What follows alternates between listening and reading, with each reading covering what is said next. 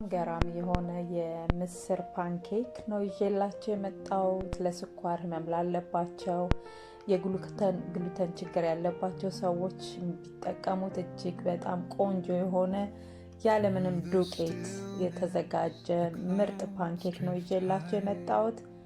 ሰላም ውድ የዩቲዩብ ተከታታዮቼ እንዴት ናችሁ? እኔ ደህና ነኝ፣ እግዚአብሔር ይመስገን። በቀላሉ የሚዘጋጅ በትንሽ ኢንግሪዲየንት፣ ለምሳሌ ዋናው ኢንግሪዲየንታችን ወይም የምግብ ግብአታችን ምስር ነው። በምስር የሚዘጋጅ ምርጥ ጤናማ የሆነ ፓንኬክ፣ ለቁርስ የሚሆን ፓንኬክ ይዤላችሁ መጥቻለሁ። አብራችሁን ቆዩ። ይህ ፓንኬክ የተሰራው ያለ ዱቄት ነው። እንደነገርኳችሁ ብዙ ጊዜ ፓንኬክን ከስንዴ ዱቄቶች ነው የምንሰራው። ያ ደግሞ የስኳር መጠን በውስጡ ስላለ በጣም ለጤናችን ጎጂ ነው። ስለዚህ በተለይ የስኳር ችግር ላለባቸው፣ ቀደም ብዬ እንደተናገርኩት የግሉተን ችግር ያለባቸው፣ ግሉተን ፍሪ የሆነ ምግብ ለሚመገቡ ሰዎች ቆንጆ አማራጭ የሆነ ፓንኬክ ነው ይዤላችሁ የመጣሁት። የዚህም ፓንኬክ በጣም ጥቅሙ በውስጡ ሃይ ፕሮቲን አለው። ፕሮቲን ያለበት ምግብ ለስፖርተኞች በጣም ወሳኝ ነው። ፕሮቲን በብዛት ለሚፈልግ ሰው ወሳኝ የሆነ ምግብ ነው። ስለዚህ በፕሮቲን የበለጸገ ነው። ሰውነታችንን ለመገንባት ይጠቅመናል። ሁለተኛ ደግሞ ከአትክልት የተዘጋጀ ነው። እንግዲህ ምስር እንደምታውቁት። ስለዚህ በጣም ቆንጆ የሆነ ጥቅም አለው። ሌላው ኢነርጂ ይሰጠናል፣ ማለት የሰውነታችንን ኃይል ይገነባል ማለት ነው። ስለዚህ ይሄ ፓንኬክ በጣም ቆንጆ ነው። ምስር እንደምታውቁት ቆንጆ የሆነ የምንድነው ፋይበር አለው በውስጡ። ስለዚህ ቆንጆ ነው። ፋት በብዛት ላለበት ሰው እሱን ፋት መጠኑ በጣም አነስተኛ ስለሆነ በጣም ወሳኝ የሆነ ምርጥ ፓንኬክ ነው ላለሁኝ። ስለዚህ ይሄንን በቀላሉ አዘጋጅታችሁ በቤታችሁ መመገብ ትችላላችሁ። ያን ያህል አድካሚም አይደለም። በጣም ቆንጆና ጣፋጭ የሆነ ፓንኬክ ነው። ወደ አሰራሩ እንገባለን። በመጀመሪያ 200 ግራም የሚሆን ምስር እናዘጋጃለን። ያንን ምስርም በውሃ ውስጥ ከ3 እስከ 4 ሰዓታት ለሚሆን ያህል ዘፍዝፈን እናቆየዋለን ማለት ነው፣ በደንብ እንዲረስልን። በደንብ ከራሰ በኋላ እንዳልኳችሁ 3 ሰዓት እስከ 4 ሰዓት ባለው ካራሳችሁት በኋላ በደንብ ታለቀልቁትና ውሃውን ታጣሩታላችሁ። ውሃው ከተጣራ በኋላ 2 እንቁላል ያስፈልገናል። እንቁላሉን የውስጠኛውን አስኳሉን ብቻ ለይተን ውሃውን ለብቻ እናስቀምጠዋለን። ሁለቱንም በተለያየ ስለምንጠቀመው ማለት ነው። ስለዚህ ልክ አስኳሉን እናደርግና ለብቻ፣ ከዛ በኋላ ኖርማል ዮገርት 1-2 የሾርባ ማንኪያ የሚሆን ዮገርት እናደርጋለን። ከዛ በኋላ ዘይት ያስፈልገናል። ከጤና አንጻር ማንኛውንም ኩኪንግ ዘይት መጠቀም ይቻላል። ግን እኔ እዚህ ጋር የተጠቀምኩት የአቮካዶ ኦይል ነው። አቮካዶ ኦይል በጣም ቆንጆ ነው፣ ለጤናችን በጣም የሚመከር ነው። ያው የአቮካዶ ኦይል 2 የሾርባ ማንኪያ የሚያህል አቮካዶ ኦይል ያስፈልገናል። ሌላው ማፕል ሲረፕ ያስፈልጋል፣ ወይም ደግሞ ይሄ ማርም ካላችሁ መጠቀም ትችላላችሁ፣ ወይም ስኳር። ግን ያን ያህል ብዙ አያስፈልግም። አሁን ከጤና አንጻር ስኳር ማይፈልግ ሰው ሙሉ ለሙሉ ይሄንን ጣፋጭ ማስወገድ ይችላል ማለት ነው። ግን እንደማንኛውም ይሄ ማፕል ሲረፑን 3 የሾርባ ማንኪያ የምትሆን ወይም 2 የሾርባ ማንኪያ የምትሆን፣ ካልሆነ ደግሞ 1 የሾርባ ማንኪያ ስኳር ማድረግ ይቻላል። ግን ይሄ ኦፕሽናል ነው፣ አለማድረግም ይቻላል ማለት ነው። ከዛ ሁሉንም በደንብ እንዲዋሃድልን እንፈጨዋለን ማለት ነው። ስንፈጨው እስከ ቆንጆ ሆነ ለስላሳ እስኪደቅ ድረስ በደንብ አድርገን መፍጨት አለብን ማለት ነው። ይሄም ልክ ስናበስለው ፓንኬኩን ስንሰራው ሶፍት ሆኖ ስናኝከውም እንትን እንዲለን ነው። ምክንያቱም ምስር በደንብ እንትን ካላለ ያስታውቃል ይሆናል አይደለ? ውስጡ እንትን የሚለውን ነገር ሻካራ ነገር ይኖረዋል። ስለዚህ እሱ እንትን ይላል፣ በደንብ መድቀቅ አለበት። ከዛ በደንብ አድርገን ካደቀቅነው በኋላ ምንድነው የምናደርገው? ለብቻ እሱን እናስቀምጥና ቅድም ለብቻ ለይተን ያስቀምጥነውን ኤግ ዋይቱን የእንቁላልን የነጩን ክፍል አሁን ማዘጋጀት እንጀምራለን ማለት ነው። ይሄንን የእንቁላሉን ነጩን ክፍል አንድ ወይም ደግሞ ግማሽ የሻይ ማንኪያ የምትሆን ጨው እናደርግበትና በደንብ አድርገን በእንቁላል መምቻ እንመታዋለን ማለት ነው።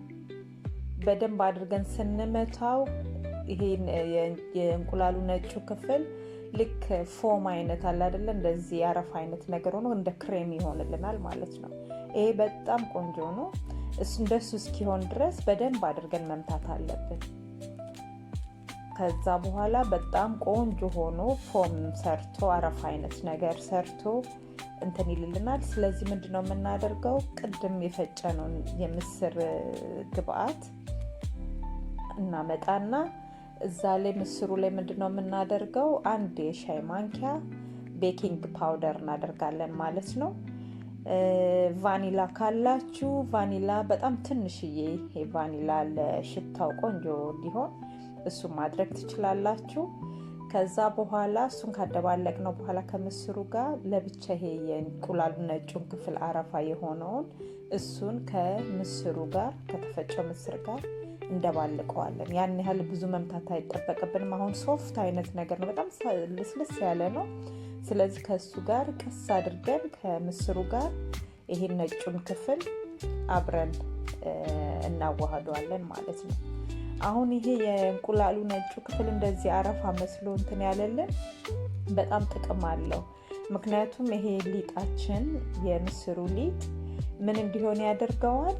የሆነ ውስጡ አየር ያለው አይነት ነገር እና በጣም ቀላል ይሆናል። ልክ ሶፍት ነው። ልክ ቁርስ ስታደርጉት ውስጡ እንትን አለ። በቃ ልክ ሶፍት የምንለው አይነት ኬክ እንደምንለው አይነት በጣም ሶፍትነት እንዲኖረው ይረዳዋል። ስለዚህ በደንብ አድርገን እናደባልቀዋለን ማለት ነው፣ ነጩን የተመታውን ከምስሩ ጋር።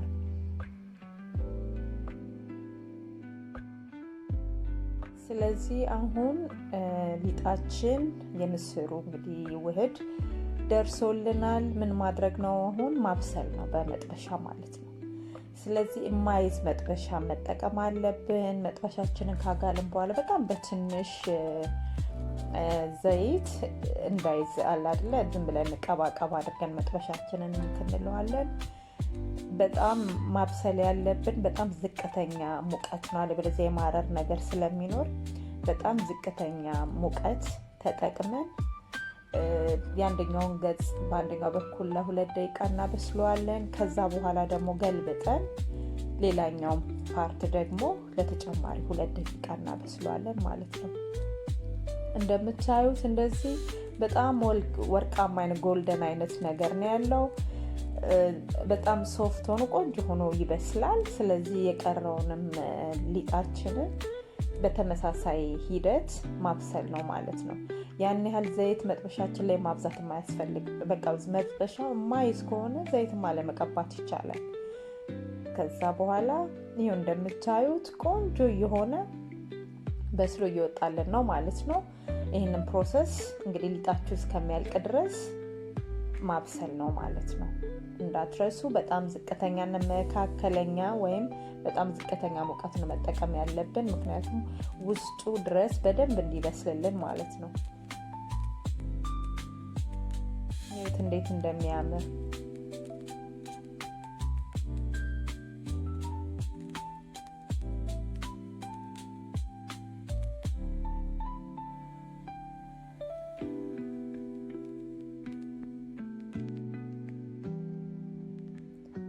ቆንጆ ሆኖ እየበሰለ ነው። እንግዲህ እስካሁን ድረስ ቪዲዮን እያያችሁ ከሆነ ላይክ ብታረጉኝ፣ ሰብስክራይብ ብታረጉኝ በጣም ደስ ይለኛል። ያው እኔንም ማበረታታት ነው የሚሆነው።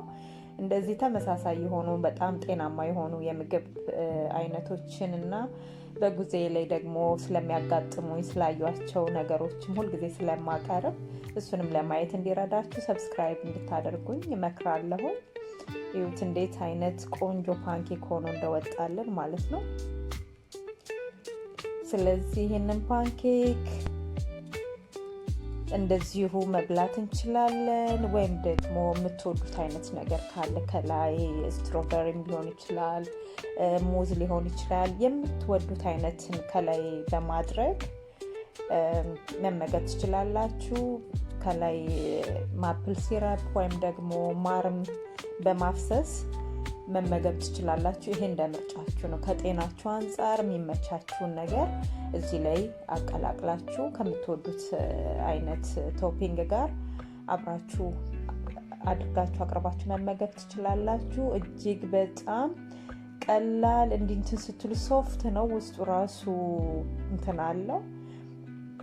በቃ እንዴት ልበላችሁ፣ በጣም ሶፍት ነው። ጣፋጭነቱ ከጤናማ አንጻር እጅግ በጣም ቆንጆ የሆነ ምርጥ ፓንኬክ ነው። የእውነት ከዚህ በፊት ያው በኖርማል ስንዴ ወይ በፓንኬክ አይነት ዱቄቶች ሰራ ነበረ። ይሄ ግን እጅግ በጣም ቆንጆ አማራጭ፣ ፓንኬክ መብላት እየፈለጉ ያው ከጤና አንጻር እንትን ለሚሉ ሰዎች ይሄ ቆንጆ አማራጭ ነው። በጣም ትወዱታላችሁ። እስካሁንም ስለተከታተላችሁኝ አመሰግናለሁ። በሌላ ቪዲዮ እስክንገናኝ ደህና ሆኑ። ባይ